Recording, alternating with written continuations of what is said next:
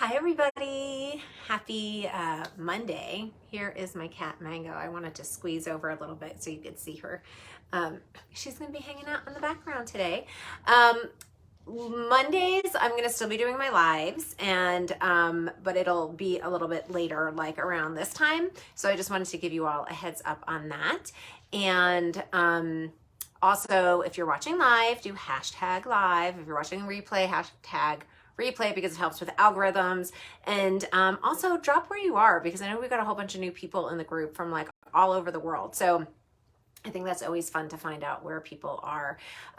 Today, I wanted to talk with you about manifesting and different ways that you could do it, right? And why resolutions don't work. So January, like we've been conditioned to start resolutions in January, and it just doesn't work because I was like walking around the lake by my house today, and I was like, wow, everything, like all the trees are down, everything is brown, and it's in this hibernation mode. And so it is not a time to start anything new, okay?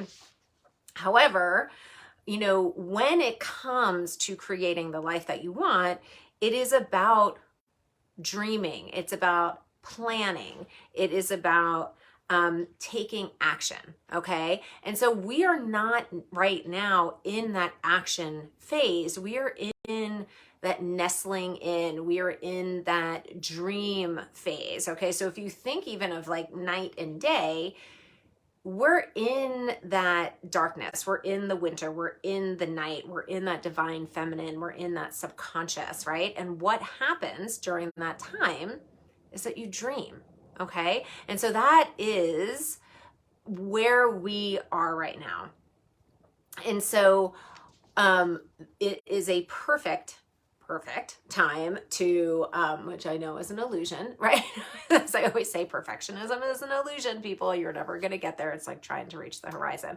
But a great way to help you manifest what you want in life is something as, I have a couple of ways, is to do a vision board. Or some people even have vision journals. And this is a empath, deep feeler, intuitive, creative person's dream. It's super fun for us, right? So we could just get creative, get a big space and go through magazines or online. You could even do them online these days. I actually like the real actual tactile ones. And I actually used to poo-poo vision boards all the time. I'm like, whatever, but I actually really love them now.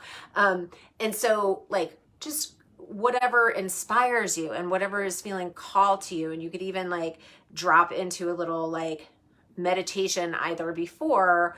Another way you could do it, and I love this little tip too, is staring, right? So even when you stare, you are relaxing the nervous system and you're moving into the subconscious mind, which is where your creativity lives, where your dreams live, your spiritual connection. So as you're looking through these magazines or what have you, if you kind of put yourself in that daydream space, like, or that staring space, it'll open up that channel, right? And so then you're collecting and you're creating either a journal or a vision board of what you want to manifest in your life, okay?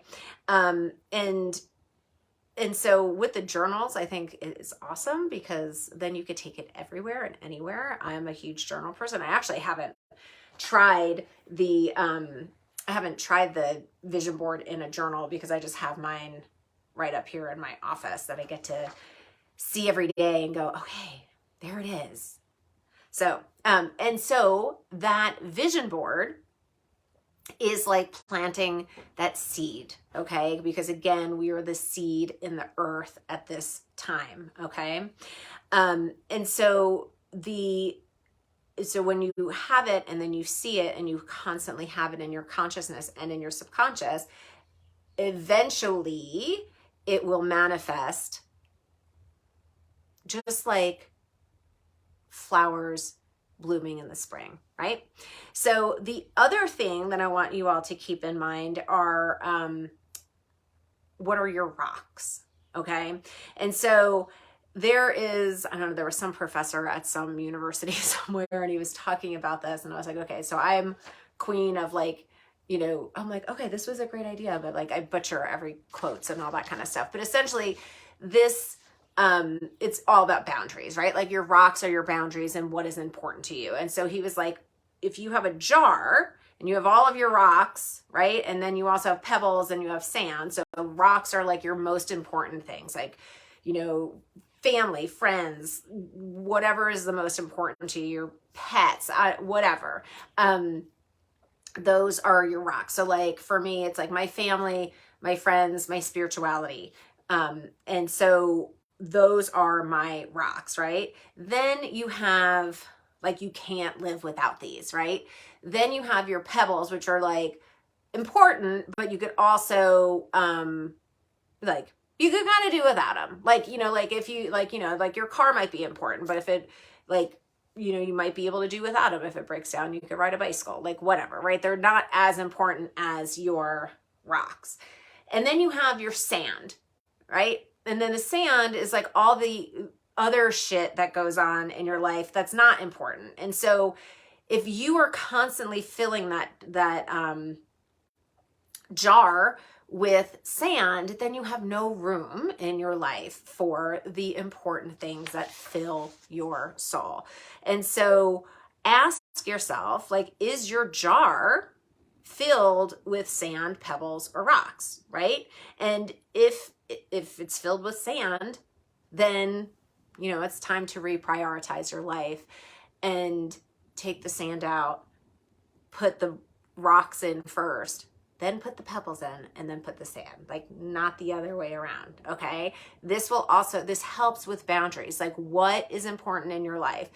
Energetically, what is happening is that when you have that focus of your rocks and what is important, the universe responds to it. Okay. So if you're constantly filling it with sand, that's what the universe is going to give you. Okay. And so it's really about being intentional with setting boundaries. Okay. What is the most important thing for you during this time in your life? And so, sorry, I always have notes. So I'm like, wait, what does that say? So essentially say yes to your rocks and no to the sand. And sometimes you gotta say no to your rocks too, right? Because like maybe it's really just going deep within and nestling in. And so when you start to set these boundaries, it's boundaries and intention. Okay. So whether it's the rocks in the jars or the vision boards or journals, you are setting the intention during this time, which is that seed in your life, right? That's in the ground. And, it's baby steps, right? I have Django on the other side of here. I have it's like I'm surrounded by animals right now when he's making noises. So his little 10-year-old self, he's gonna be 10 at the end of the month.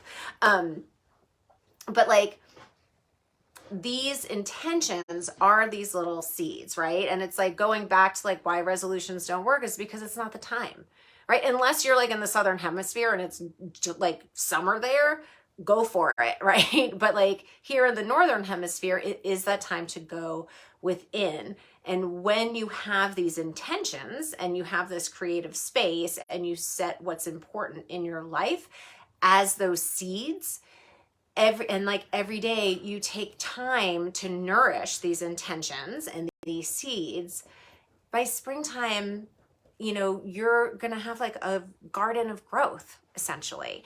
And so, set the intentions and then do the daily work, whether it's moving your body or journaling or meditating or whatever it is for you. It might be something super creative, like whatever, so like these are the things that work for me. But taking this time to even find out what nourishes your soul is what this time is about, in this darkness of winter, so that you can create the life of your dreams. So that is all for you today, my friends. It is good to be officially back because I remember last time when I was here, I think it was New Year's Day that I popped in. So you will see me every Monday before noon, probably around 11 because I've got like things on my calendar now on Monday morning. So that is it. I will see you. I'll see you in the group and I'll see you on the flip side. Mwah.